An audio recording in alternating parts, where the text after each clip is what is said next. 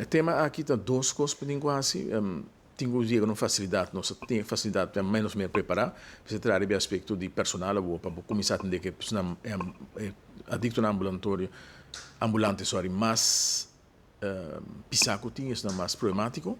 Esse lei está dando as possibilidades para ele, mas também me que é importante para nós, são lei que nós lá atrás também, assim, 10 anos passados. Sim, uma lei que está trazendo a parte de overlast. Então, esse é uma lei importante, porque é todo o nosso instrumento no enquadro de bestuursrecht,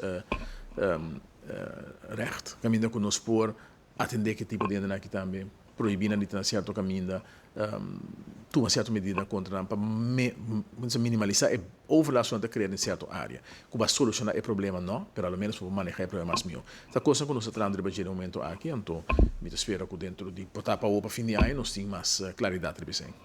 Ameaça cai é importante, para primeiro lugar, para chamar a polícia, para meld. É hobby, é fundamental. Para se tu medo, você que minuto meld ou dito assim algo para sobra que não tem nada torna. Não está assim, mas nós precisamos mais com melding. Se diz que meld bisa